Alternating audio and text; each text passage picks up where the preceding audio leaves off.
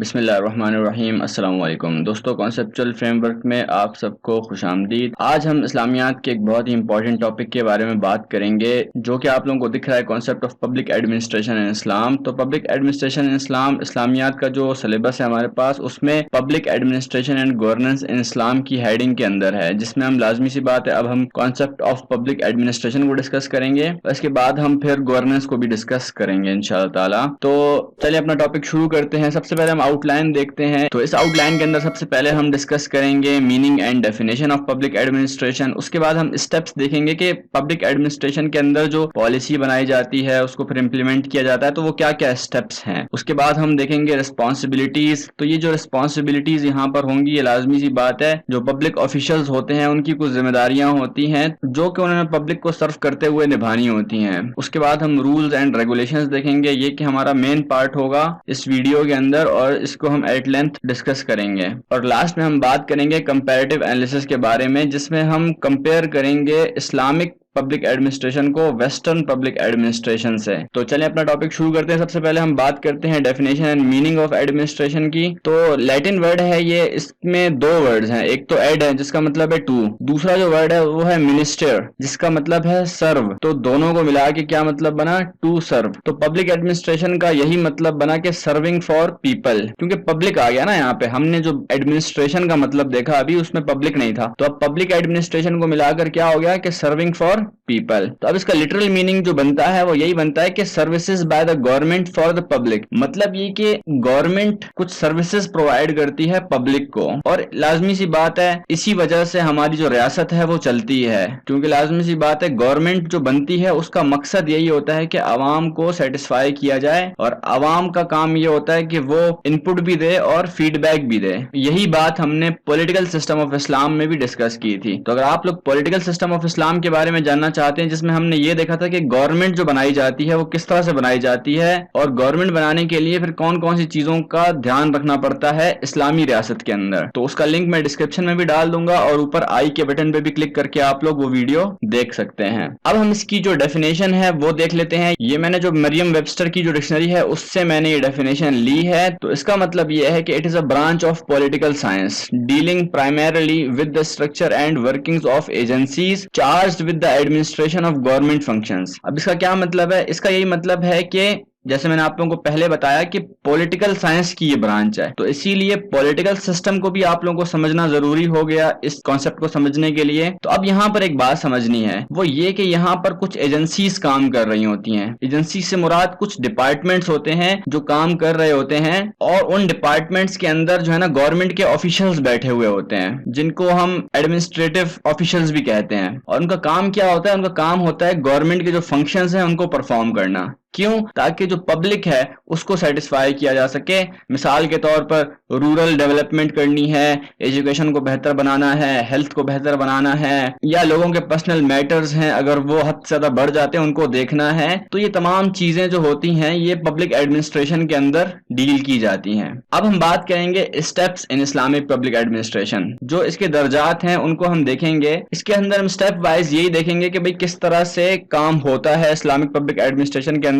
سب سے جو پہلا اسٹیپ ہے وہ ہے پالیسی میکنگ، یعنی کہ پالیسی بنانا۔ پالیسی جب بنائی جائے گی تو اس کے بعد لازمی سی بات ہے اس کو امپلیمنٹ بھی کرنا ہوتا ہے۔ اس کو امپلیمنٹ جو کیا جاتا ہے اسلامک پبلک ایڈمنسٹریشن کے اندر یا اسلامک اسٹیٹ کے اندر، تو اس کو شریعت کے مطابق امپلیمنٹ کیا جاتا ہے۔ اس کے بعد ہم نے کیا کرنا ہوتا ہے؟ انشورنگ سوشل کوہیشن، یعنی کہ جو معاشرتی ربط ہے اس کو ہم نے یقینی بنانا ہوتا ہے۔ مثال کے طور پر آپ لوگ جاتے ہوں گے کسی آفس وغیرہ میں، تو وہاں پہ آپ لوگ دیکھتے ہیں کہ وہ آفیسر منہ بنا کے بیٹھا ہوتا ہے اور وہ سیدھے منہ بات بھی نہیں کر رہا ہوتا۔ تو یہ سسٹم نہیں ہے اسلام کے اندر۔ اسلام کے اندر جو بندہ بیٹھا ہے وہ بیٹھا ہی پبلک سروس کے لیے ہے، تو لہٰذا اس کو چاہیے کہ وہ اپنا منہ بھی نہ بنائے اور اچھے سے ڈیل کرے پبلک کو، اور ان کے جتنے بھی پرابلمز ہیں ان کو سالو کریں۔ اسی کو سوشل کوہیشن کہتے ہیں۔ اس کے بعد ہے ensuring the supremacy of law, یعنی کہ قانون کی بالادستی کو یقینی بنانا۔ اب یہ نہیں کہ کرپشن ہو، رشوت لی جا رہی ہو کام کرنے کے لیے، تو جو قانون میں لکھا گیا ہے وہ سب کچھ ہونا چاہیے۔ ہر کام قانون کے تناظر میں ہونا چاہیے، اور قانون سے ہٹ کر اگر کوئی کام ہوگا تو اس کے خلاف کارروائی ہونی چاہیے۔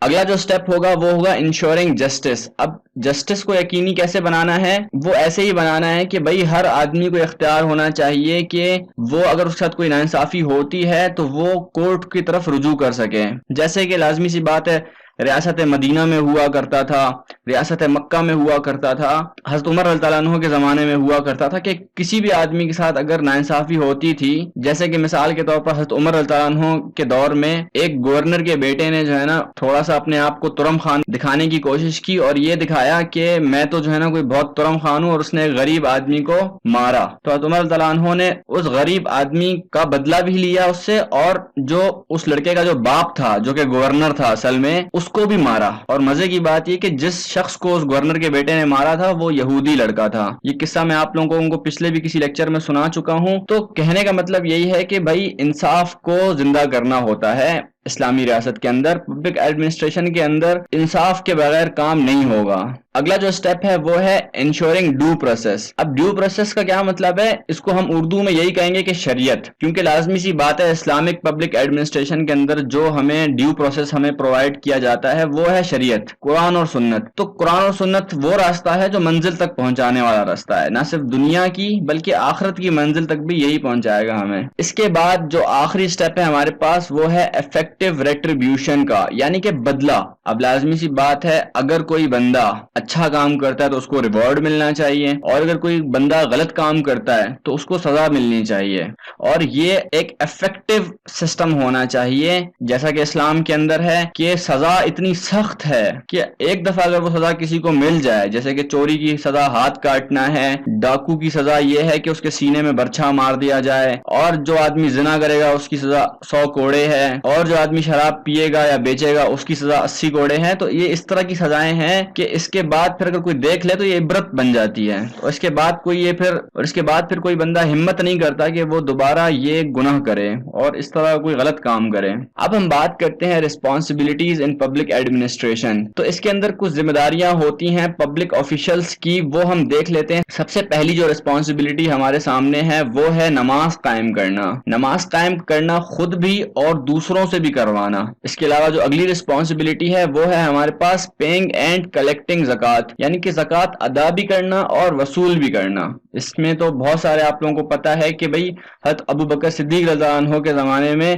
اس کے اوپر باقاعدہ ایک ملٹری ایکشن بھی لیا گیا تھا، جو کہ کچھ لوگ زکوٰۃ نہیں پے کرنا چاہ رہے تھے، تو حضرت ابو بکر صدیق رضی اللہ عنہ نے ان کے خلاف ملٹری آپریشن کیا تھا. تیسری جو رسپانسبلٹی ہے ہمارے پاس وہ ہے کمانڈ گڈ اینڈ فاربڈ ایول، یعنی کہ امر بالمعروف و نہی عن المنکر. اس کا یہی مطلب ہے کہ اچھائی کی تلقین کرنا اور برائی سے روکنا. اب جو اس کا ریفرنس ہے ان تینوں کا وہ میں نے آپ لوگوں کے سامنے لکھ دیا ہے. سورہ حج کی جو 41ویں آیت ہے 41، اس کے اندر یہ بات لکھی گئی ہے کہ وہ لوگ اگر ہم انہیں زمین میں قابو دیں تو وہ نماز قائم کریں، زکوٰۃ دیں، بھلائی کا حکم کریں اور برائی سے روکیں. تو یہ تین چیزیں تو اس ایک آیت میں مل جاتی ہیں. اس کے علاوہ کچھ اور رسپانسبلٹیز بھی ہیں جیسے کہ مساوات، یعنی کہ ایکویلٹی. اب ایکویلٹی کا جو ذکر آتا ہے وہ اسی آیت میں آتا ہے کہ اے ایمان والو اللہ کے حکم پر خوب قائم ہو جاؤ اور انصاف کے ساتھ گواہی دیتے رہو. اس کا کیا مطلب ہے کہ کوئی بھی بڑا یا چھوٹا نہیں ہے. اب یہ نہیں ہے کہ کوئی کسی جو ہے نا امیر آدمی کا بیٹا ہے تو وہ کچھ بھی کرتا رہے اور غریب آدمی کے اوپر مسئلہ خراب ہو جائے. اس پر ایک حدیث بھی آتی ہے رسول اللہ صلی اللہ علیہ وسلم کی کہ پچھلی قومیں اس لیے برباد ہو گئیں کہ ان کے ہاں جو امیر طبقے کے لوگ تھے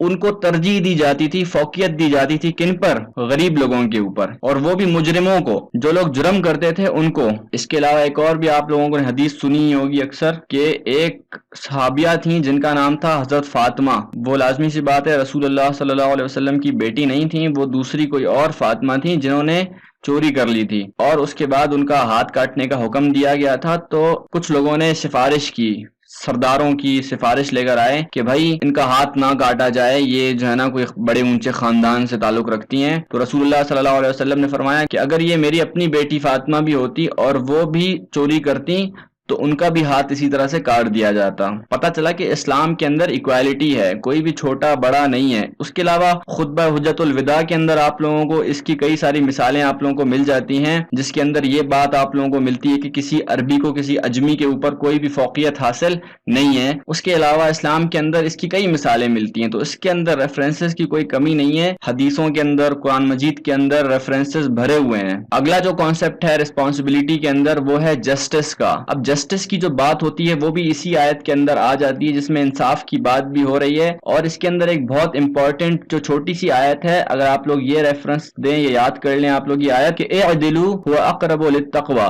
یعنی کہ انصاف کرو، انصاف پرہیزگاری سے زیادہ قریب ہے. تو اتنی سی آیت بھی آپ لوگ اگر یاد کر لیں انصاف کے لیے تو یہ کافی ہوگی آپ لوگوں کے لیے. اور یہ جو آیت ہے یہ سورہ مائدہ کی 8ویں آیت ہے. اگلی جو رسپانسبلٹی ہے اسلام کے اندر پبلک ایڈمنسٹریشن میں، وہ ہے ریلیجیس فریڈم کی، جس کے اندر ایک آیت میں آپ لوگوں کے لیے لے کر آیا ہوں کہ لکم دینکم ولی دین. اس کا کانٹیکسٹ یہ ہے کہ رسول اللہ صلی اللہ علیہ وسلم جب کفار کو تبلیغ کرتے رہے تو انہوں نے کچھ شرائط رکھی، کہا کہ بھائی آپ کچھ دن ہمارے دین پر عمل کریں، کچھ دن ہم آپ کے دین پر عمل کریں گے. لیکن رسول اللہ صلی اللہ علیہ وسلم نے فرمایا کہ نہیں بھائی ایسا نہیں ہو سکتا. اللہ کی طرف سے آیت بھی نازل ہوئی لکم دینکم ولی دین، کہ آپ ان سے کہہ دیں کہ بھائی تمہارے لیے تمہارا دین ہے اور میرے لیے میرا دین ہے. آخرت میں پھر حساب کتاب ہوگا، دنیا میں تو لازمی سی بات ہے کوئی زور زبردستی کسی کو اپنا دین قبول نہیں کروا سکتا. 7 نمبر پہ جو ہمارے پاس رسپانسبلٹی آتی ہے وہ ہے پروٹیکٹنگ اپریسڈ، یعنی کہ مظلوموں کا تحفظ. اس کے اندر سورہ نساء کی جو آیت ہے 75، اس کے اندر یہ بات ہوئی ہے کہ بھئی اگر کمزور مرد ہیں یا عورتیں ہیں ان کے اوپر کئی ظلم ہو رہا ہے اور وہ یہ دعا بھی کر رہے ہیں کہ بھئی ہمارے رب ہمیں اس بستی سے نکال دے جس کے لوگ ہمارے اوپر ظلم کر رہے ہیں، تو ہمارے اوپر کیا لازم ہے؟ ہمارے پاس یہی آپشن ہے کہ ہم ان سے جا کر لڑائی کریں، اور یہ ہے جہاد. تو لازمی سی بات ہے جہاد کا بھی کانسیپٹ ہے پبلک ایڈمنسٹریشن کے اندر کہ اگر کہیں پر کسی قوم کے اوپر یا کچھ لوگوں کے اوپر ظلم ہو رہا ہے تو اس ظلم سے لوگوں کو نجات دلائی جائے. یہ اب لازمی سی بات ہے کہ اگر آپ کی اپنی اسٹیٹ میں ہو رہا ہے ایسا تو یہ پروٹیکٹنگ کے معاملے میں آ جائے گا کہ آپ ان کا تحفظ کرو، ان کو حفاظت دو. لیکن اگر یہ باہر کے آپ کی ٹیریٹری سے باہر دوسرے کسی ملک میں ہو رہا ہے یہ معاملہ، جیسے کہ کشمیر میں ہو رہا ہے، تو تب اسلامک اسٹیٹ کے اوپر یہ آتا ہے کہ بھئی ان کے ساتھ اب کیا کیا جائے؟ جہاد کیا جائے. اب ہم بات کرتے ہیں رولز اینڈ ریگولیشنز کے بارے میں کہ بھئی اسلام کے اندر جو پبلک ایڈمنسٹریشن ہے اس کی جو کچھ رولز اینڈ ریگولیشنز ہیں وہ کیا کیا ہیں. لازمی سی بات ہے آپ نے پالیسی بنانی ہے، اس پالیسی کو امپلیمنٹ کرنا ہے، ڈیو پروسیس کو دیکھنا ہے، جسٹس کو دیکھنا ہے، یہ سب تو سٹیپس ہو گئے. اب ان تمام چیزوں کو، اس پورے سسٹم کو قائم کرنے کے لیے کچھ رولز اینڈ کچھ ریگولیشنز بھی ہیں ہمارے پاس، ان کو ضرور مد نظر رکھنا ہوتا ہے کسی بھی اسلامی ریاست کے اندر. اب جو رولز اینڈ ریگولیشن میں سب سے پہلی جو نمبر پہ آتی ہے ہیڈنگ، وہ ہے ہمارے پاس خلافت، یعنی کہ لیڈرشپ. اسلام کے اندر آپ لوگوں نے یہ بات یاد رکھنی ہے کہ خلافت کا کانسیپٹ ہے. اب یہ خلافت کیا ہوتی ہے؟ خلافت میں آپ لوگوں کو پچھلے لیکچر میں بھی بتا چکا ہوں پولیٹیکل سسٹم آف اسلام کے اندر کہ بھائی خلافت کا یہی مطلب ہے کہ اس زمین کے اوپر حکومت کس کی ہے؟ اللہ کی ہے. اب اللہ کے جتنے بھی احکامات ہیں ان کو اس دنیا کے اوپر نافذ کرنے کے لیے جو بندہ منتخب کیا جاتا ہے اس کو خلیفہ کہتے ہیں. تو یہی خلافت کا کانسیپٹ ہے. اس کے اندر جو مسلمانوں کا خلیفہ ہوتا ہے اسے ہم امیر المومنین کہتے ہیں، اور جو بھی بندہ خلافت میں آتا ہے وہ اللہ کا نائب کہلاتا ہے. اس کے اندر ایک آیت آپ لوگوں کے سامنے میں پیش کرتا ہوں، یا داؤد انا جعلناک خلیفۃ فی الارض. صرف اتنی سی آیت یاد کرنی ہے آپ لوگوں کو. اس کا مطلب یہ ہے کہ اے داؤد بے شک ہم نے تجھے زمین میں نائب کیا، یعنی کہ اپنا خلیفہ بنایا ہے، اس لیے ہی بھیجا ہے زمین میں کہ تم ہمارے احکامات کو نافذ کرو، امپلیمنٹ کرو. اگلا جو پوائنٹ ہے ہمارے پاس وہ ہے شورا کا، یعنی کہ پارلیمنٹ کا. اس کا یہی مطلب ہے کہ جو بھی کام کیا جائے گا وہ مشورے سے کیا جائے گا، مشورہ لے کر ہی کام کیا جائے گا. اس کے اندر تو کئی مثالیں ملتی ہیں آپ لوگوں کو. سب سے پہلے اس کے اندر جو ہے نا ایک آیت آپ لوگوں کے سامنے ہے، اور وہ آیت ہے یہ کہ وشاورہم فی الامر. صرف اتنی سی آیت ہی کام کی ہے ایگزام کے حوالے سے، اور وہ ہے اور کاموں میں ان سے مشورہ لو. یعنی کہ جو بھی آپ کے ساتھی ہیں جو آپ کے ساتھ کام کر رہے ہیں ان سے مشورہ لے کر ہی کام کرنا پڑے گا. کوئی بھی پالیسی بنانی ہے اگر یا اس کو امپلیمنٹ کرنا ہے تو مشورہ ضرور لیا جائے گا. کوئی لا بنانا ہے تو اس میں بھی مشورہ ضرور لیا جائے گا. اس کے علاوہ آپ لوگوں کے سامنے غزوہ خندق کی بہت بڑی مثال ہے کہ جب وہ خندق کھودی گئی تھی مدینہ کے چاروں طرف تو وہ بھی حضرت سلمان فارسی رضی اللہ عنہ کے مشورے پر ہی کھودی گئی تھی. تو پتہ چلا کہ مشورے کی اسلام کے اندر بہت زیادہ اہمیت ہے. کوئی بھی کام کرنا ہو، نہ صرف یہ کہ گورنمنٹ سیکٹر کے اندر بلکہ اگر آپ کے اپنے پرسنل معاملات ہیں، کوئی پرسنل میٹرز ہیں، اس کے اندر بھی مشورہ لے کر کام کرنے کو زیادہ فوقیت دی گئی ہے اسلام کے اندر. لیکن آج کل ہم لوگ استخارے کے اوپر فوکس کرتے ہیں جبکہ اسلام میں ایسا نہیں ہے. اسلام میں پہلے نمبر پر ہے مشورہ، اور مشورے میں جو پھر فیصلہ ہو جاتا ہے اس کے بعد پھر استخارہ کرنا ہوتا ہے آپ لوگوں کو. اور استخارے میں یہ نہیں ہوتا کہ بھائی کوئی رنگ نظر آئے گا، یعنی کہ لال رنگ نظر آیا تو بھائی یہ کام نہیں کرنا ہے، اور اگر وائٹ کلر نظر آ گیا تو یہ کام کر لینا ہے. ایسا کچھ بھی نہیں ہے اسلام کے اندر. اسلام میں یہ ڈرامے بازیاں نہیں ہیں. اسلام ایک نیچرل مذہب ہے, بالکل اسٹریٹ فارورڈ بات کرتا ہے, اور ایسی باتیں نہیں اسلام کرتا جو ہوائی باتیں ہوں. تو لہٰذا مشورے کے اوپر فوکس کرنا چاہیے, نہ صرف گورنمنٹ سیکٹر کے اندر بلکہ جو پرسنل میٹرز ہیں ان کے اوپر بھی. اگلی جو ہمارے پاس ہیڈنگ ہے وہ ہے ٹرسٹ, یعنی کہ امانت کی. اب امانت کا بڑا خوبصورت کانسیپٹ ہے. امانت کا یہی کانسیپٹ ہے کہ بھائی یہ جو زندگی ہمیں دی گئی ہے اللہ کی طرف سے, یہ اللہ کی امانت ہے. ہمیں جو جسم ملا ہے وہ اللہ کی امانت ہے, یعنی کہ اس دنیا میں ایک بھی چیز ہماری ملکیت تو نہیں ہے نا. ہمیں تو صرف یہاں پر زندگی گزارنے کے لیے بھیجا گیا ہے, اور اس زندگی کے اندر ہمیں یہ ثابت کرنا ہے کہ ہاں بھائی ہم اللہ کو مانتے ہیں, ہم اللہ کے احکامات کو بھی مانتے ہیں, اور ہم اس دنیا کے اندر اللہ تعالیٰ کا جو نظام ہے, اللہ تعالیٰ کی جو پالیسی ہے جو ہمیں شریعت کی صورت میں ملی ہے, اس کو ہم نے اس دنیا کے اندر نافذ کرنا ہے. لوگوں کو جو نہیں جانتے, جو نہیں پہچانتے, ہم نے انہیں اللہ کی پہچان کروانی ہے, انہیں تبلیغ کرنی ہے. یہ سب کام ہے ہمارے اس دنیا کے اندر. لازمی سی بات ہے, یہ ہمارا مقصد ہے. اب ضرورت ہماری الگ ہے, مقصد ہمارا الگ ہے. مقصد تو میں نے آپ لوگوں کو بتا دیا کہ بھئی اللہ کو راضی کرنا ہے, جبکہ ضرورت ہماری ہے, کھانا پینا بھی ہے ہماری ضرورت, شادی کرنا بھی ہماری ضرورت ہے, خاندان بھی ہماری ضرورت ہے, اور جاب وغیرہ کرنا بھی ہماری ضرورت ہے. تو یہ سب چیزیں ضرورت میں آتی ہیں, یہ مقصد میں نہیں آتی ہیں. کوئی بزنس کر لیا, یہ سب ضرورت کی چیزیں ہیں, یہ مقصد نہیں ہے ہمارا. تو مقصد اور ضرورت میں فرق ضرور رکھنا چاہیے سب کو. ہم نے جو غلطی کی ہے سب سے بڑی, جس کی وجہ سے ہم اسلام سے دور ہو چکے ہیں, اور لازمی سی بات ہے اسلام سے دور ہوں گے تو اللہ کا قرب بھی حاصل نہیں ہوگا, وہ یہی غلطی ہم نے کی ہے کہ ہم نے ضرورت جو ہے ہماری, یعنی کہ جاب وغیرہ ہو گیا, شادی کرنی ہے, خاندان اپنا بنانا ہے, اور لازمی سی بات ہے اس کے اندر پھر کچھ ریفریشمنٹس بھی آتی ہیں جو کہ اپنے دماغ کو آپ کو ریلیکس کرنا پڑتا ہے. تو یہ سب ہماری ضرورت ہیں. ہم نے کیا غلطی کی ہے, ہم نے ان ضروریات کو اپنا مقصد بنا لیا ہے. ان ضروریات کو ضرورت ہی سمجھا جائے اور مقصد کو مقصد سمجھا جائے, جبھی کامیابی ملے گی. تو اس کے اندر ایک بہت امپورٹنٹ حدیث ہے ہمارے پاس, ابن ماجہ کی حدیث ہے, جس کے اندر پوری حدیث میں آپ لوگوں کو سنا دیتا ہوں. اب لازمی سی بات ہے لفظ بلفظ حدیث نہ یاد ہے مجھے, نہ لکھنے کی ضرورت ہوتی ہے. ایگزام میں بھی اگر آپ مفہوم لکھ دیں حدیث کا تو کام بن جاتا ہے. وہ حدیث یہی ہے کہ رسول اللہ صلی اللہ علیہ وسلم نے فرمایا کہ پچھلی قوموں میں نبی آتے تھے جو کہ حکومت کیا کرتے تھے, لیکن میں آخری نبی ہوں. اب میرے بعد کوئی نبی تو نہیں آئے گا, لیکن میرے بعد حکمران آئیں گے. تو تم پر لازم ہے کہ اگر وہ حکمران تم سے کچھ مطالبہ کریں, کچھ وصولی چاہیں, تو تم پر لازم ہے کہ تم وہ ادا کر دو. اب حکمران اگر وہ کام صحیح کر رہے ہیں, غلط کر رہے ہیں, تو وہ ان کا ہیڈک ہے, وہ جانے, اللہ جانے. ان سے آخرت میں اللہ حساب لے گا. آپ کا کام یہ نہیں ہے کہ آپ حکومت کے خلاف بغاوت کرو. ہاں, کرٹیسائز کرنے کا حق ہے سب کو. کرٹیسائز کرنے میں اور بغاوت کرنے میں فرق ہوتا ہے. تو ہم بغاوت نہیں کر سکتے, ہم یہ نہیں کہہ سکتے کہ ہم ٹیکس نہیں پے کریں گے. اب وہ ٹیکس جائز ہے ناجائز ہے وہ اللہ جانے, حکمران جانے. ہمیں اگر وہ ٹیکس ہم سے ڈیمانڈ کیا جا رہا ہے تو ہمیں وہ ٹیکس پے کرنا پڑے گا. ہمیں حکومت کی بغاوت کرنے کی اجازت نہیں ہے. تو یہیں سے پتہ چلتا ہے کہ بھئی یہ جو حکمرانوں کے پاس اتنا سب کچھ اللہ نے دیا, حکومت دی, ان کو اقتدار دیا, تو یہ سب امانت ہے, یہ ان سے واپس لیا جائے گا. اس کا سب کا حساب کتاب دینا پڑے گا. کوئی کسی کے باپ کی جاگیر نہیں ہے. اگلی جو ہیڈنگ ہے ہمارے پاس وہ ہے اکاؤنٹیبلٹی کی, یعنی کہ احتساب. احتساب کا جو معاملہ ہے اسلام کے اندر, اس میں سب سے پہلے ایک آیت ہے آپ لوگوں کے سامنے, جس میں یہ کہ فرمایا جائے گا اپنا نامہ پڑھ لو, آج خود ہی اپنا حساب کرنے کو بہت ہے. یعنی کہ قیامت کے دن جو ہوگا ہر آدمی کو اس کا نامہ اعمال پکڑا دیا جائے گا, اور اس میں وہ خود دیکھ لے گا کہ ہاں یار میں نے یہ کام بھی کیا تھا, میں نے یہ کام بھی کیا تھا, میں نے فلانے کا حق بھی کھایا تھا, اور میں نے جو اچھے کام کیے تھے وہ بھی سب کچھ اس میں لکھے ہوئے ہوں گے. تو اب کچھ بھی ڈھکا چھپا اس سے نہیں رہے گا. تو سب سے پہلے تو یہ ہے کہ احتساب ہوگا آخرت میں, لیکن اس دنیا کے اندر بھی احتساب ہوگا. اگر کوئی بندہ حکومت کا آدمی ہے تو اس سے اس دنیا میں بھی احتساب لیا جا سکتا ہے, اور یہ حق کسی ادارے کو حاصل نہیں ہے کہ نیب بنا دو, یا پولیس آ گئی وہ احتساب کرے گی, یا کورٹس ہو گئی وہ احتساب کرے گی. نہیں, ایسا نہیں ہے اسلام کے اندر. ہاں ٹھیک ہے, وہ ادارے تو ہیں ہی ہیں, اگر بائی فورس کرنا ہوا تو وہ ادارے تو ہیں ہی ہیں, لیکن اسلام کے اندر مزے کی بات یہ کہ ایک عام آدمی کو بھی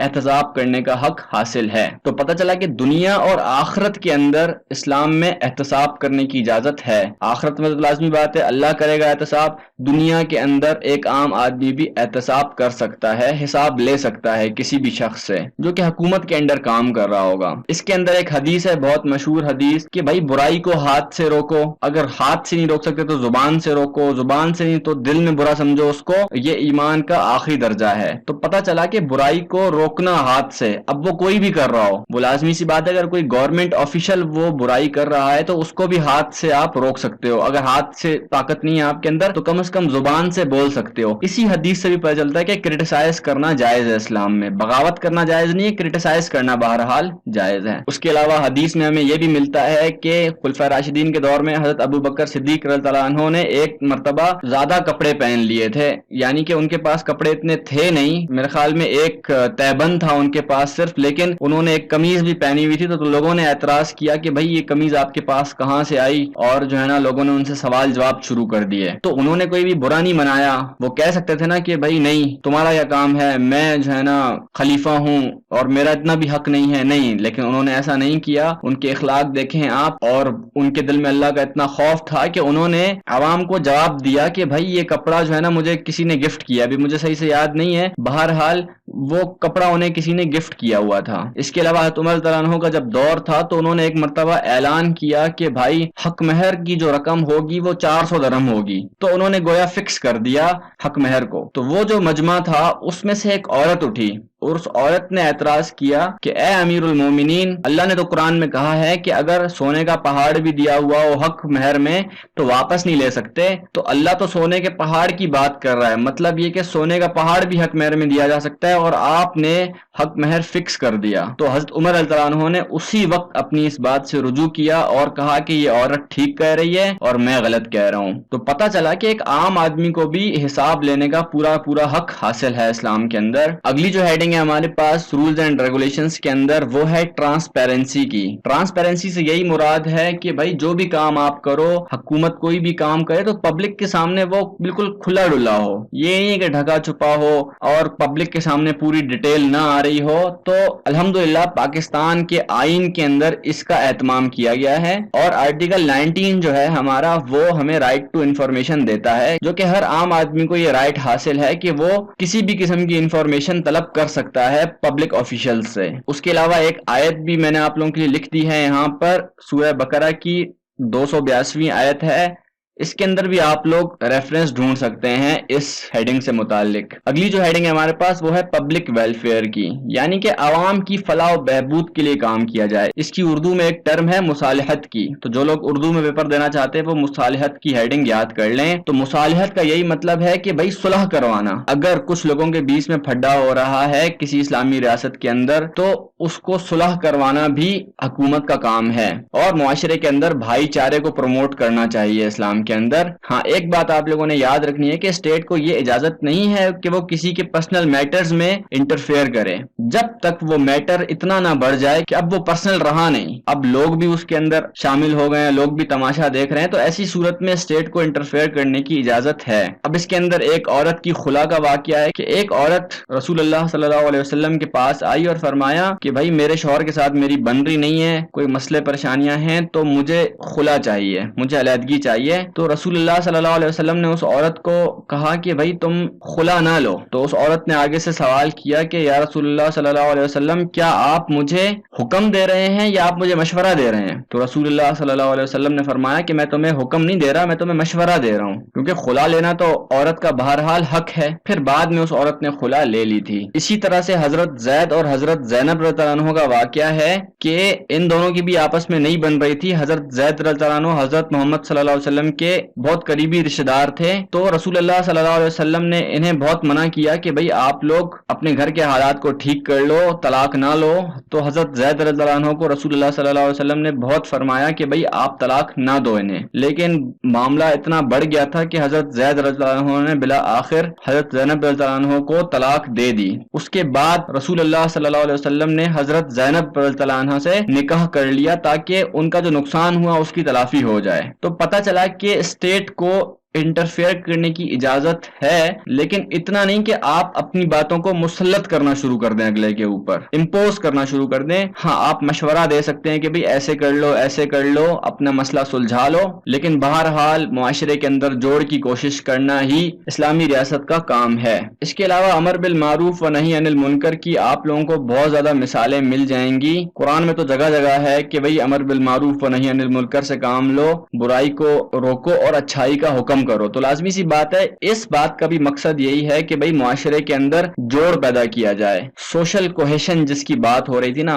وہ معاشرے کے اندر پیدا کیا جائے۔ اگلا جو کانسیپٹ ہے وہ ہے کورٹس کا۔ تو کورٹس کے بارے میں اسلام نے تو بہت زیادہ احکامات دیے ہوئے ہیں، جس میں سے ایک آیت میں آپ لوگوں کے سامنے لے کر آیا ہوں، جو کہ میں آپ لوگوں کو پچھلی بھی کسی ہیڈنگ میں بتا چکا ہوں کہ اعدلوا هو اقرب للتقوی، یعنی کہ انصاف کرو، انصاف پرہیزگاری سے زیادہ قریب ہے۔ تو یہ ایک آیت بہت امپورٹنٹ ہے، یہ آپ لوگ یاد کر لیں، بہت جگہوں پر کام دے گی آیت۔ اس کے علاوہ حدیث میں بھی آپ لوگوں کو بتا چکا ہوں کہ چوری کرنے پر حضرت فاطمہ رضی اللہ عنہا کا ہاتھ کاٹنے کا حکم دیا گیا تھا، اور رسول اللہ صلی اللہ علیہ وسلم نے فرمایا تھا کہ اگر میری اپنی بیٹی فاطمہ بھی ہوتی اور وہ چوری کرتی تو میں ان کا بھی ہاتھ کاٹ دیتا۔ تو پتہ چلا کہ اسلام کے اندر اس طرح کا انصاف ہے، اس طرح کا جو ہے نا وہ عدالت کا معاملہ ہے۔ اس کے علاوہ حضرت عمر رضی اللہ عنہ کا ایک معاملہ تھا کھلی کچہری کا، اور مظالم کورٹس انہوں نے بنائی ہوئی تھیں جو کہ ہر حج کے موقع پر وہ آتے تھے، اور حج کے موقع پر پوری دنیا سے جو لوگ آیا کرتے تھے انہیں اجازت تھی کہ وہ کھلی کچہری میں آ کر اپنے مسائل رکھیں، اور حضرت عمر رضی اللہ عنہ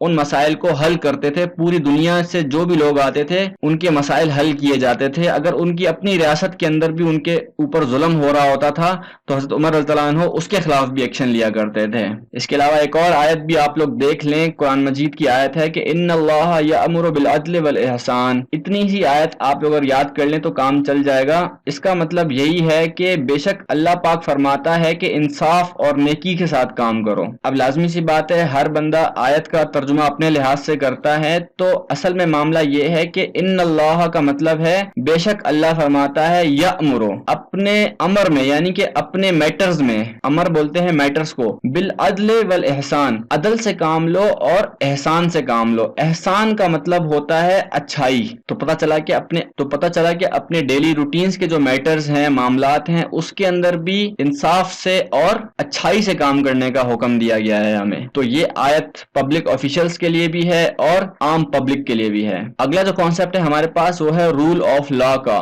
یعنی کہ قانون کی حکمرانی ہو۔ اب یہ نہیں ہے کہ بھائی اسلام کے اندر ایسا نہیں ہے بالکل بھی کہ جو حاکم ہے وہ اپنی مرضی سے کچھ بھی کرتا رہے، وہ جس کو چاہے سزا دے، جس کو چاہے جو ہے نا چھوڑ دے۔ ایسا نہیں ہے اسلام کے اندر۔ اسلام کے اندر حاکم کا کوئی کام نہیں ہے کہ وہ کسی کو سزا دے اپنی مرضی سے یا کسی کو چھوڑ دے اپنی مرضی سے۔ اسلام کے اندر آپ لوگوں کو میں نے پہلے بتایا کہ جو قانون پرووائڈ کیا جاتا ہے وہ اللہ کی طرف سے قرآن اور سنت ہے۔ تو قرآن اور سنت کے مطابق فیصلہ ہوگا، بس دیٹس اٹ۔ اس کے علاوہ یہ نہیں ہوگا کہ اپنی مرضی چلائی جائے اس کے بیچ میں۔ جس طرح سے رسول اللہ صلی اللہ علیہ وسلم کے دور میں چوری پر حضرت فاطمہ رضی اللہ عنہ کے ہاتھ کاٹنے کی مثال میں آپ لوگوں کو بار بار اسی لیے دے رہا ہوں تاکہ آپ لوگوں کو پتہ چلے کہ اگر رسول اللہ صلی اللہ علیہ وسلم چاہتے اور اپنی مرضی سے کوئی کام کرنا ہوتا انہوں نے تو وہ لازمی سی بات ہے، وہ اتنے سخی تھے اور اتنا جو ہے نا ان کے اندر اخلاقیات کا مادہ تھا کہ وہ ان کا بھی دل یہی کر رہا ہوگا کہ معاف کر دوں میں، لیکن لازمی سی بات ہے اللہ کا حکم ہے۔ اب اللہ کے حکم کے آگے پبلک کی تھوڑی سنی جائے گی۔ اسی طرح سے آپ لوگوں کو پہلے بھی میں حدیث سنا چکا ہوں کہ پچھلی قوموں کو تباہ کر دیا گیا کیونکہ وہ اونچے طبقے کے مجرموں سے امتیازی سلوک کرتے تھے، یعنی کہ ڈسکریمنیٹری ایٹیٹیوڈ رکھا کرتے تھے وہ مجرموں کے ساتھ، جن میں اگر امیر ہوتے تو ان کو ترجیح دی جاتی، ان کو معاف کیا جاتا، اور غریبوں کے ساتھ ناانصافی ہوا کرتی تھی۔ تو ایسا نہیں ہے اسلام کے اندر۔ اسلام کے اندر کوئی بھی بڑا چھوٹا نہیں ہے۔ آپ لوگوں کو ابھی تو یہ بات سمجھ میں آ چکی ہوگی اچھے سے۔ اگلی جو ہمارے پاس ہیڈنگ ہے وہ ہے ایفیکٹو اینڈ ایفیشینٹ ایڈمنسٹریشن، یعنی کہ اسلام کے اندر اسی بندے کو ایڈمنسٹر کرنے کے لیے رکھا جائے، اسی بندے کو ہائر کیا جائے جو کہ اسکلفل ہے، جو کہ ایک ایفیکٹو اینڈ ایفیشینٹ مینر میں کام کرنا جانتا ہے، جس کو نالج ہے، جس کو قرآن اور سنت کی نالج ہے، دنیاوی امور کی نالج ہے اس کو۔ تو لازمی سی بات ہے ایسا بندہ آپ کو چاہیے۔ تو ایسے بندے تو پھر نیک ہی ہوں گے نا، جو کہ شریعت کے پابند بھی ہوں گے، ساتھ میں وہ عالم بھی ہوگا کوئی۔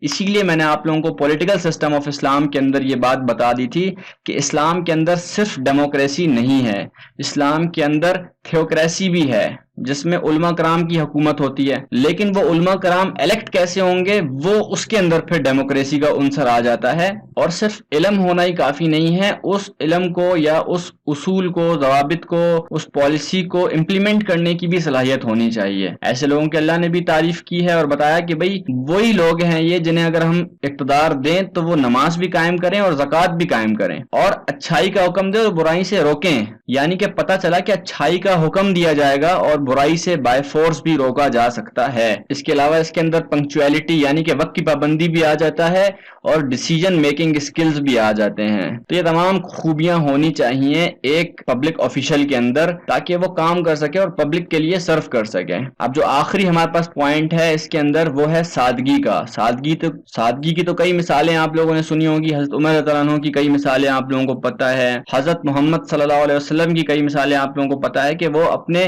کپڑے بھی خود پیوند لگایا کرتے تھے، ان کے اوپر اپنے جو ہے نا جوتے بھی خود ہی سیا کرتے تھے، ان کو صاف بھی خود کیا کرتے تھے، تو اتنی سادگی تھی۔ اس کے علاوہ رسول اللہ صلی اللہ علیہ وسلم اپنے گھر والوں کا کام بھی کیا کرتے تھے، گھر والوں کے کام میں ان کا ہاتھ بھی بٹایا کرتے تھے۔ حضرت عائشہ صدیقہ رضی اللہ عنہ کو محمد صلی اللہ علیہ وسلم نے روٹیاں پکانا بھی سکھائیں، تو پتہ چلا کہ ان کے مزاج کے اندر کتنی سادگی تھی۔ حالانکہ وہ تھے کیا، وہ ایک تو پیغمبر تھے، وہ بھی اس دنیا کے سب سے عالیشان پیغمبر جن کے مقابلے میں کوئی بھی نہیں، اور اتنے بڑے پیغمبر ہو کر اس کے علاوہ وہ حکومت بھی تھی ان کی، اس کے باوجود وہ گھر والوں کو اتنا سپورٹ کر رہے ہیں، گھر والوں کا اتنا خیال کر رہے ہیں، صبح اٹھ رہے ہیں نماز کے لیے، تو پھر بالکل بھی شور کا احتیاط کریں کہ ذرا سا بھی شور نہ ہو کہ گھر والوں کی آنکھ کھل جائے۔ تو اس کی کئی مثالیں آپ لوگوں کو ملتی ہے۔ حضرت ابوبکر صدیق رضی اللہ عنہ کی مثال میں نے آپ لوگوں کو دی کہ وہ ایک ہی تہبند ہوا کرتی تھی ان کے پاس اور اسی کو وہ پہنا کرتے تھے۔ اس کے علاوہ ایک مرتبہ انہوں نے یہ بھی کہا تھا کہ بھئی میری تنخواہ وہ رکھ دو جو ایک عام مزدور کی تنخواہ ہے۔ تو یہاں بھی سادگی کا عنصر نظر آتا ہے۔ تو اسلام میں سادگی کی کئی مثالیں ملتی ہیں۔ میرا نہیں خیال کہ اس کے اندر آپ لوگوں کو مجھے مزید ریفرنسز دینے کی ضرورت ہے، اس کے اندر ہر بندے کے پاس بہت سارے ریفرنسز ہو سکتے ہیں، بس تھوڑا سوچنے کی ضرورت ہے۔ اب ہم بات کرتے ہیں کمپیریٹیو انالیسس کے اوپر۔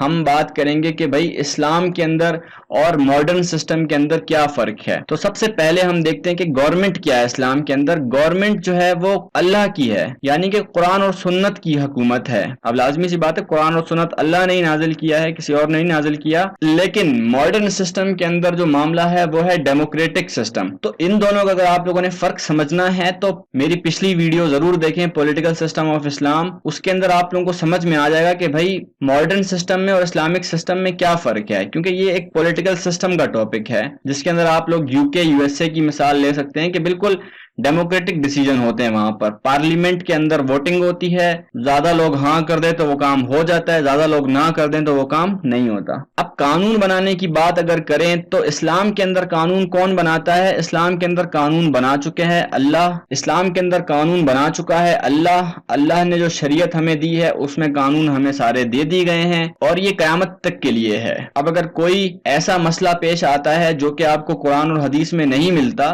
تو اس کے لیے مجتہد ہمارے ہاں موجود ہیں، وہ اجتہاد کریں گے اور اسی قرآن اور حدیث سے ہی مسائل نکال کر آپ کو بتائیں گے کہ بھئی اس مسئلے کا یہ حل ہے، آپ کو وہ نظر نہیں آ رہا، لیکن جو سارا قرآن ساری احادیث جانتے ہیں وہی اجتہاد کر کے آپ کو بتائیں گے کہ بھئی یہ مسئلہ ہے قرآن اور حدیث میں، تو اس کا حل آپ لوگوں کو مل جائے گا اور پھر اس کی بیسس پر آپ لوگ قانون بنا سکتے ہیں۔ لیکن ماڈرن سسٹم کے اندر پارلیمنٹ خود ہی بنائے گی، پارلیمنٹ کسی شریعت کی محتاج نہیں ہے۔ اس کے اندر بھی یو کے یو ایس اے کی کئی مثالیں آپ لوگ دے سکتے ہیں۔ پبلک اوپینین کی بات کریں یا فیڈ بیک کی اگر بات کریں تو کوئی بھی پبلک، کوئی بھی آدمی اٹھ کر اعتراضات نہیں کر سکتا، یہ نہیں کہہ سکتا کہ بھئی اسلام نے یہ قانون کیوں بنایا ہے، چوری کرنے پر ہاتھ کاٹنے کی سزا کیوں ہے۔ تو کوئی پبلک آفیشل یا کوئی عام آدمی اٹھ کر اسلام کے جو قانون ہیں ان کے خلاف بات نہیں کر سکتا۔ لیکن ماڈرن سسٹم کے اندر میجورٹی از اتھارٹی ہے، جہاں میجورٹی ہوگی وہی فیصلہ ہوگا،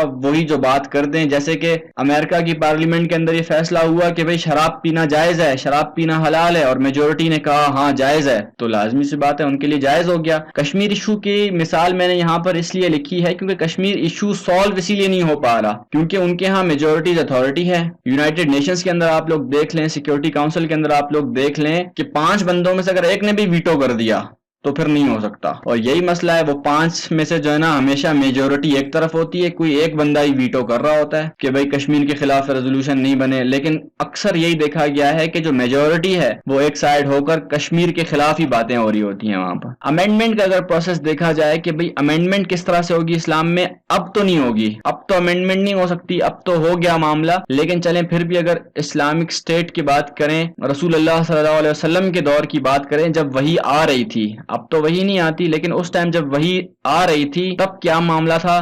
تب یہ تھا کہ وقت کے ساتھ ساتھ چیزوں کو حرام کیا گیا ہے.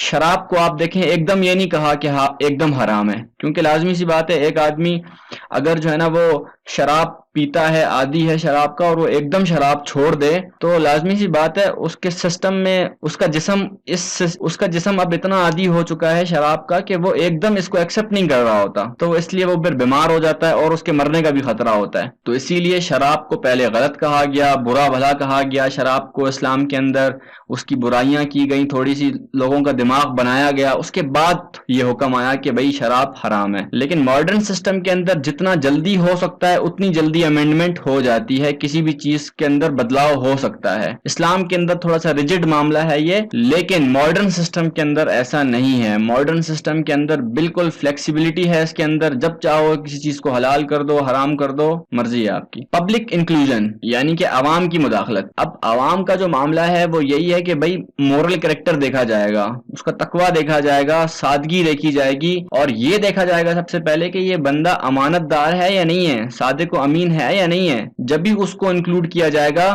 ڈیسیجن میکنگ کے اندر, ورنہ اس کا کوئی کام نہیں ہے پھر. لیکن ماڈرن سسٹم کے اندر کریکٹر کی کوئی چھوٹ نہیں ہے, کریکٹر جیسا بھی ہو چلے گا. ڈونلڈ ٹرمپ کی بڑی مثال ہے, ڈونلڈ ٹرمپ کے بارے میں بہت مشہور ہے کہ وہ ہیراسمنٹ کے اندر بہت ان کا بڑا رول ہے, اور کافی عورتوں کو انہوں نے ہیراس کیا ہے, سیکشول ہیراسمنٹ جس کو کہتے ہیں. لیکن اس کے باوجود آپ لوگ دیکھ لیں آج محترم بیٹھے ہوئے ہیں امریکہ کی سب سے بڑی سیٹ کے اوپر. اب سورسز اگر دیکھیں ہم تو سورسز کیا ہے ہمارے پاس اسلام میں, قرآن اور سنت ہیں. لیکن ماڈرن سسٹم کے اندر سورسز جو ہیں وہ ایکرڈز ہیں, یعنی کہ ٹریٹیز وغیرہ ہیں, کنونشنز ہیں, جیسے کہ ٹریٹی آف ویسٹ فیلیا میں نے آپ لوگوں کے لیے یہاں پہ لکھا ہے. اس کے علاوہ آپ لوگ بہت ساری چیزوں کی مثال دے سکتے ہیں, ویانا کنونشن کی مثال آپ لوگ دے سکتے ہیں, یونائٹڈ نیشنز کی بہت ساری چیزوں کی آپ لوگ مثال دے سکتے ہیں. تو یہ ہے معاملہ ماڈرن سسٹم کے اندر. مائنارٹی رائٹس کی بات اگر کی جائے تو اسلام کے اندر مائنارٹی رائٹس بہت ضروری ہیں. مائنارٹی رائٹس آپ لوگوں نے دینے ہیں, کسی بھی غیر مسلم کو آپ لوگ تنگ نہیں کر سکتے اپنی ریاست میں کہ بھئی یہاں سے دفع ہو جاؤ, نکلو یہاں سے, اس کو مار دھار نہیں کر سکتے اس کے ساتھ. لیکن ماڈرن سسٹم کے اندر مائٹ از رائٹ, جس کی طاقت جس کی لاٹھی اسی کی بھینس. اس کی مثال انڈیا کی ہے, کشمیر کے اندر ہولو کاسٹ کی مثال ہے جو کہ ہٹلر نے کیا تھا یہودیوں کے ساتھ. فیشزم ایک بہت بڑی مثال ہے ہٹلر کی, اور اس دور میں یورپ کے اندر یہ آئیڈیالوجی بہت زیادہ ابھر رہی تھی, اور اس آئیڈیالوجی کے اندر یہی تھا کہ بھئی جو مائنورٹیز ہیں خاص کر یہودی جو ہیں ان کو مارو پیٹو جو مرضی کرو. اور نیشنلزم کا بہت کانسیپٹ تھا کہ بھئی ہماری نیشن سب سے سپیریئر ہے, اگر کوئی نیشن مائنورٹی میں ہے یہاں پر تو اس کے اوپر ظلم بھی کرنے کی اجازت تھی, اس کو وہاں سے نکالنے کی بھی اجازت تھی, اس کو مارنے پیٹنے کی بھی اجازت تھی. اکاؤنٹیبلٹی کی اگر ہم بات کریں تو اسلام کے اندر کیا ہے کہ بھئی میں نے آپ لوگوں کو بتا دیا کہ عدالتیں بھی ہیں, اور ایک عام آدمی بھی احتساب کر سکتا ہے, حساب لے سکتا ہے کسی بھی پبلک آفیشل کا. لیکن ماڈرن سسٹم میں ایسا نہیں ہے. ماڈرن سسٹم کے اندر پرٹیکولر آرگنائزیشن بنائی جاتی ہے اور اسی کا کام ہوتا ہے کہ وہ احتساب کرے, حساب لے, اس کے علاوہ کسی کو بھی اجازت نہیں ہوتی. ایک عام آدمی کو تو بالکل بھی اجازت نہیں دی جاتی کہ وہ اٹھ کر احتساب کرے, وہ صرف شور کر سکتا ہے, احتساب کرنے کی اس کو کوئی اجازت نہیں ہے. تو یہ ٹاپک یہاں پر ہمارا ختم ہوتا ہے. امید کرتا ہوں یہ ویڈیو آپ لوگوں کو پسند آئی ہوگی اور بہت کچھ اس سے آپ لوگوں نے سیکھا ہوگا. اگر واقعی میں ایسا ہے تو اس ویڈیو کو لائک کریں, شیئر کریں اپنے دوستوں کے ساتھ, کمنٹ میں اپنا فیڈ بیک ضرور دیں, ساتھ ہی ساتھ ہمارے اس چینل کو سبسکرائب کریں, بیل آئیکن پہ بھی کلک کریں تاکہ آنے والی ویڈیوز کی نوٹیفیکیشن آپ لوگوں کو مل سکیں. میں ملتا ہوں آپ سے اگلی ویڈیو میں, تب تک کے لیے اپنا خیال رکھیے گا. اللہ نگہبان.